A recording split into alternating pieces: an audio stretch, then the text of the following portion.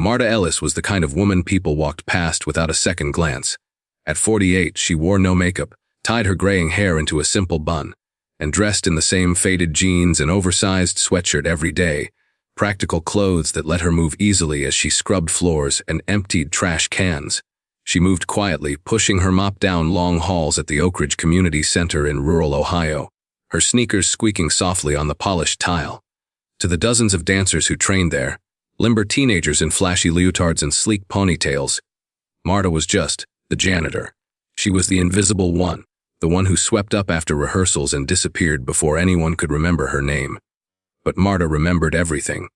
For the last 15 years, she had mopped the same floors, wiped down the same mirrors, and lingered in the doorway of the studio room longer than necessary, watching as pirouettes turned into full choreographed routines.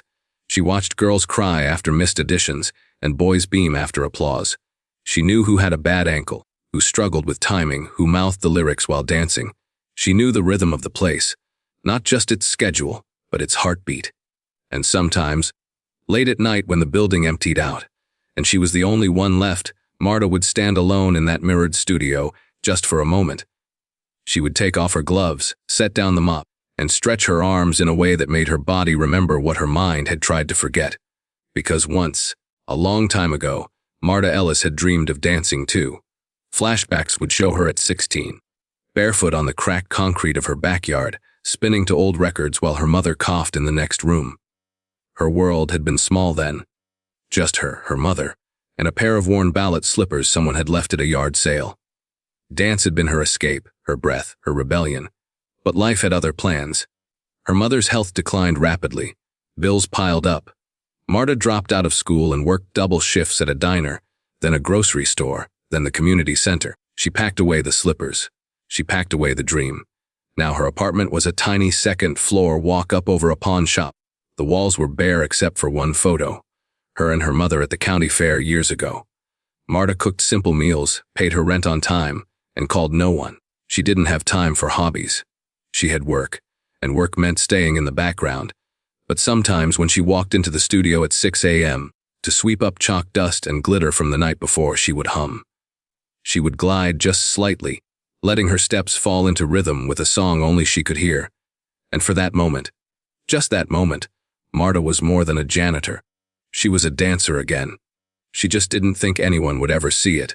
One Friday morning, as Marta wiped down the community bulletin board with her usual care, a new poster caught her eye. Oak Ridge Regional Performing Arts Competition. Open auditions! All ages welcome! Grand prize. Full scholarship to the Riverside Dance Academy sus featured role in touring showcase. She stared at it longer than she should have. Something about the bold, curving letters made her stomach twist. Riverside Dance Academy. She knew that name, even from the shadows. It was one of the most respected institutions in the state, the kind of place where real dancers went, trained dancers, young dancers. Still, the words "all ages welcome" pulsed like a dare. That night, alone in her apartment, Marta sat at her kitchen table with a pen and the registration form printed from the center's outdated computer. There was a blank space for name. She hesitated. For a moment, she thought about writing a pseudonym. Anything to hide from the whispers, the stares.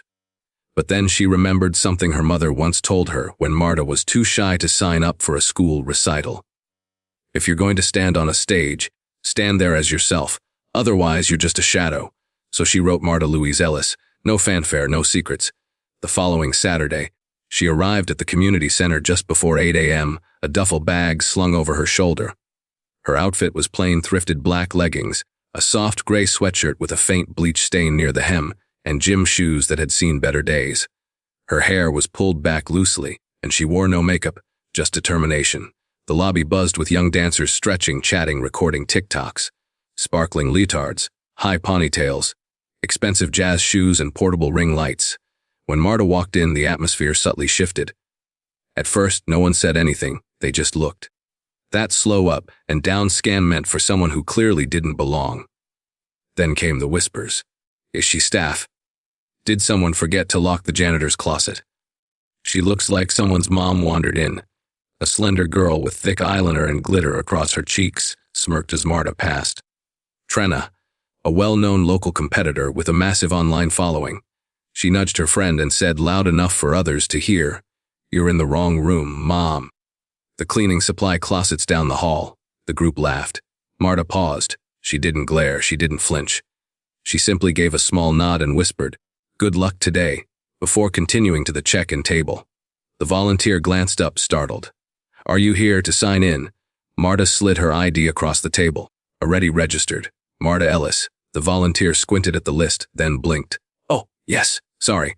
You're number 47. Marta took her audition number, quietly pinned it to her sweatshirt, and found an empty corner near the back of the room. She sat down, pulled out her dance shoes, not shiny or new, but broken in like old friends, and began to stretch. No warm-up music, no flashy jacket, just silence and focus. They saw a janitor. They didn't know they were about to witness something far greater. Hours passed, one by one. Polished performers danced their hearts out. Backflips, jazz hands, pirouettes set to booming speakers. Applause came in waves, but none seemed to truly move the room. The judges scribbled notes, occasionally nodding. Marta sat in silence, number 47 pinned to her chest, her shoes tucked neatly beside her. No one offered her a smile. No one asked her name. She was invisible, just as she'd always been. As she waited, memories surfaced, soft and sharp.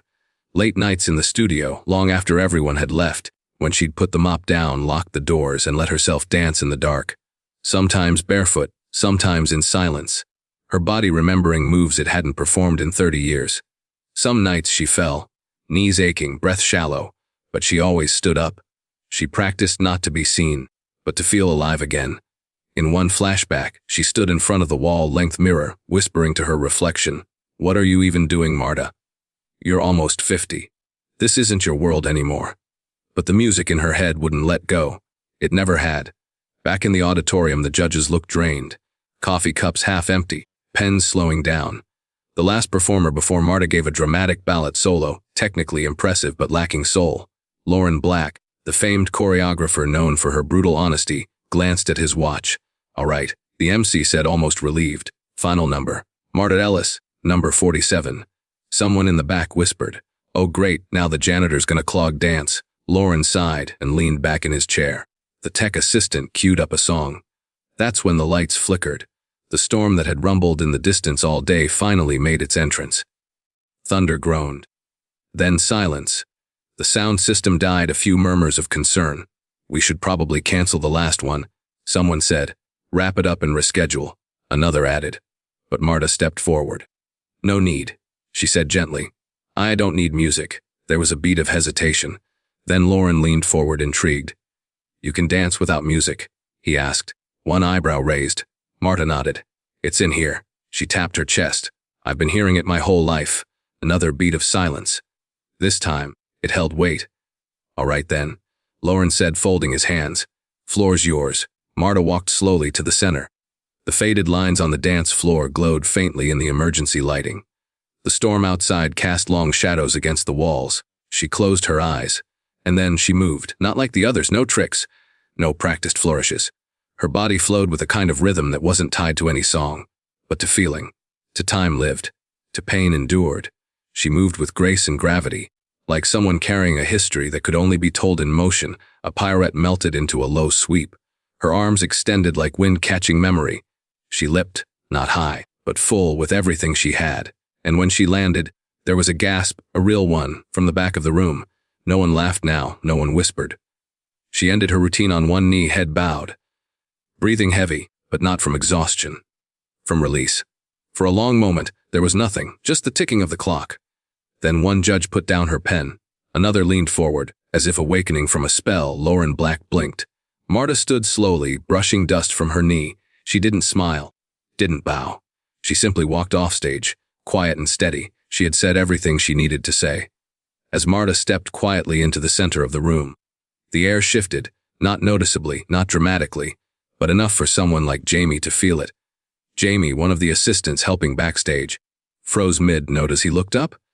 He squinted for a moment, confused, then whispered to the girl beside him, "Wait, that's Marta Ellis." The girl tilted her head, unimpressed. "Who?" Jamie leaned closer, voice low. "She's not just some random, she's been cleaning here forever. Every night after rehearsals, she stays behind and dances. I've seen her, she always thought no one was watching. The girl's face softened, curiosity blooming. They both turned their attention back to the floor. Marta stood still under the emergency lights, a faint golden hue brushing her shoulders. The power hadn't returned, but it didn't seem to matter. She closed her eyes, and then she moved. It wasn't showy or explosive. No grand entrance, no sweeping crescendo, just a breath, a motion, a memory made flesh. Her hands painted invisible pictures in the air. Her body bent, curved, twisted, not with perfect technique, but with something far more rare. Truth. Each step was a word, each turn a sentence. Her story unfolded in silence, grief first, the ache of years spent caring for her dying mother, the loneliness of watching life pass through the windows of hospital rooms and night shifts. Her feet told that part. Dragging, stumbling, but never collapsing. Then came sacrifice. The way she raised her arms like wings only to pull them inward. You could almost see her giving up dreams, folding them down into herself like old letters in a drawer. But then joy, a flicker in her smile, a childlike spin, a reach toward the sky like she remembered what it felt like to believe again. Her chest lifted, her eyes opened. And finally, resilience, a leap. Not high, not flashy, but bold, defiant. As if to say, I'm still here. The room, once restless and dismissive, fell into absolute silence. Phones weren't recording, no one whispered. Even the MC, previously buried in his clipboard, was standing now. Outside, the storm stilled. Thunder hushed, as though nature itself had chosen to listen. Jamie whispered again. But this time not to anyone, just to the moment. She's telling us everything she never said. One of the judges had tears in her eyes. Lauren Black leaned forward, his pen dropped onto the table, forgotten. For the first time all day, the room wasn't filled with noise or performance or expectation. It was filled with something more sacred, presence. Marta's final movement was a simple bow of the head, her arms curled inward, embracing herself as though holding all the years she'd lost. Then she slowly stood tall and looked ahead, not at the judges, not at the audience, but at the empty space where she had once placed her own dream. She didn't smile, she didn't cry, she just was. And somehow, that was more than enough. A long silence hung in the room after Marta's quiet bow. You could hear every breath, every shuffle of feet, but the silence wasn't awkward, it was reverent. Then she lifted her head and Marta danced again, not with tentative grace or quiet reserve. This time, she unleashed it. Her body moved like water through fire, a fluid, crackling storm of motion. The shift in her energy was so profound it jolted the room awake. Every line of her body held a story. And this story, this final piece, was hers entirely, a contemporary fusion of every influence she had absorbed through years of watching others. A tapestry woven with jazz turns she once glimpsed from the hallway, ballet posture learned from old library books, Latin rhythm she picked up cleaning after salsa nights at the center. But what made it truly remarkable wasn't the technique.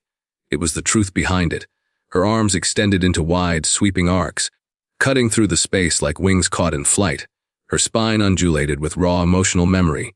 Her hips moved with purpose, not to seduce, not to impress, but to speak, to release what had been locked inside for decades. Each beat in the air echoed a chapter of her past. The mornings she'd rise before dawn to work a shift. The nights she'd mop a dance floor still warm with someone else's dream. The echo of music she'd never been allowed to chase. Marta didn't just dance, she testified. Even without music, her rhythm was undeniable. You could feel it in your bones. It was the rhythm of heartbreak, hope, aging, and endurance. She dropped into a low lunge, then twisted up with aching beauty. Her arms flared above her like a flame catching wind. Then a breath, a pause, as she swept one leg across the floor, pivoting with a grace that defied her age. And then came the final leap. It wasn't high. It wasn't flashy. But it was everything. Her body curved mid-air, a full, extended reach forward like someone finally letting go. A motion that said, I carried it long enough, I release it now. And when she landed, there was nothing but stillness. Marta stood with her arms open, head bowed, breath heavy, chest rising and falling. No music faded out, no spotlight dimmed. But the silence afterward was thunderous. Jamie, standing by the curtain, clutched his clipboard to his chest. Tears rolled down his face, not quiet ones, not polite ones, real ones. He had seen hundreds of dancers move with discipline, but none had moved him like this. On the judges' panel, no one spoke at first. One of them, a former prima ballerina, discreetly wiped her cheek, and then Lauren Black, the famously harsh, unshakable choreographer, slowly stood. He didn't clap, he just looked at Marta and said, almost in a whisper, that was not dance. That was life set to motion. Jasts and murmurs filled the room. Marta stood frozen, unsure. Her expression was blank, like someone who had just walked through fire and wasn't sure if she had survived. Trina, the young girl who had mocked her earlier, stared at the floor. Her posture had wilted, the arrogance was gone. In its place, humility bloomed, and a deep, dawning realization she had witnessed something extraordinary. A hush fell again before the first clap rang out. Jamie. Loud, wholehearted. Standing. Then a second. Then another. And in a breath, the room erupted in a standing ovation. Dancers, judges, assistants, even parents in the back, on their feet, applauding like they'd been holding it in their whole lives. Marta stood there stunned, blinking back tears she hadn't even realized were waiting. Her hands trembled as she brought them to her chest. She wasn't invisible anymore. She had been seen, fully, finally. The clapping didn't stop. It went on long after Marta had stepped off stage, her chest still rising and falling, her heart pounding with something unfamiliar. Not fear, not pain. Pride backstage. The room buzzed with whispers and awe. Assistants and competitors alike glanced at Marta as if seeing her for the first time. No longer a janitor. No longer invisible. One of the stagehands rushed in with wide eyes. You're trending online already. Someone posted the clip. It's everywhere. Marta blinked. That clip. He turned his phone to show her a shaky video. Someone had recorded her audition on their phone. The caption read, "The janitor who danced her story," and left the room speechless. The view count ticked higher by the second. By morning, it would pass 1 million. The judges returned, visibly moved. Lauren Black, no longer the stern icon but a man visibly touched, approached Marta directly. He extended a hand. "Marta Ellis," he said. "You're exactly why I still believe in this art form." Then, without hesitation, they placed her in the finals. Not as a charity case, not as a gimmick, but as a top contender.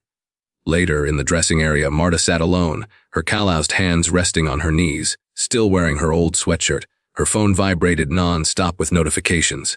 Emails, messages, comments, thousands of them, from women in their 40s, 50s, 60s. "You gave me hope again. I thought my time had passed, until I saw you.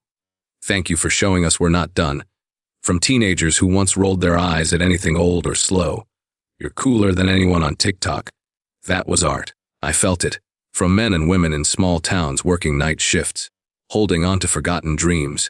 "You reminded me I still have a story to tell." And then quiet footsteps approached. It was Trina.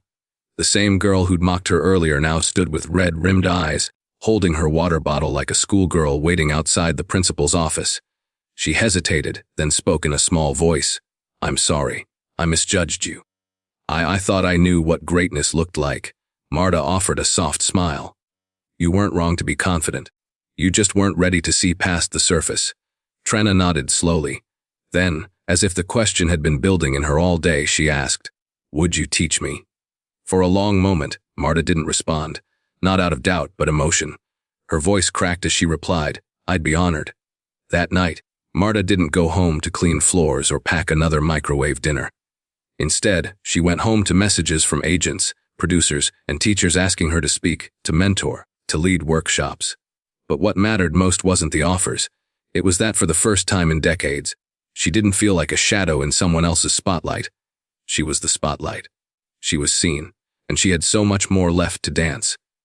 Weeks had passed since the audition that changed everything. But for Marta, time no longer felt like something slipping away. It felt like a gift unfolding. Tonight, she stood backstage, her hands calm, her posture strong. The auditorium beyond the curtain was packed. The buzz of the audience hummed with excitement, anticipation, and reverence. She peeked through the curtain and smiled gently. Front row center sat a framed photograph of her mother, young and vibrant, the way Marta remembered her before the illness. The photo was surrounded by fresh daisies, her mother's favorite. A single tear traced Marta's cheek, but it was not sadness, it was gratitude. When her name was announced, the applause began before she even stepped onto the stage. No longer just the janitor. She was introduced as Marta Ellis, finalist, choreographer, storyteller. Her performance that evening wasn't flashy. It wasn't designed to impress. It was designed to connect. With every breath, every stretch, every spin, she painted her life on the stage. A quiet rebellion against time, labels, and expectations. The crowd erupted at the end, but Marta didn't need their standing ovation. She already had something more powerful, peace. In the weeks that followed, opportunities poured in, but one stood out, an invitation from the dance academy behind the competition. They offered her a guest instructor position, not just to teach technique, but to guide young dancers in finding meaning in movement. "We want them to learn what you already know," the letter had said. "That real dance doesn't begin with the body. It begins with the soul." Marta's first masterclass opened with total silence. She stood before a room of eager young students and said, "Don't dance to impress. Dance to express. Don't chase applause, chase honesty. Let your movement be a mirror of who you are, not who others expect you to be." She smiled gently. For the first time in years, her voice carried not nerves, but conviction. Later, during a nationally televised interview, the host asked her, "Did you ever imagine this moment?" Marta looked into the camera, composed and luminous. "No, I thought my time had passed," she said. But sometimes your moment waits for when your story is ready to be heard. The segment went viral within hours. In the final scene, dawn breaks over the small town community center where it all began. Inside, the familiar squeak of a mop echoes through the studio. Marta is there, quietly sweeping the floor, as she's done for 15 years. But this time, it's not her duty. It's her ritual. She places the broom aside and walks across the polished floor, the same floor where young dancers used to overlook her. She stops center stage. The early light spills through the window, catching her face just as she closes her eyes and smiles. She's no longer invisible. She was always the story. Now the world is finally watching.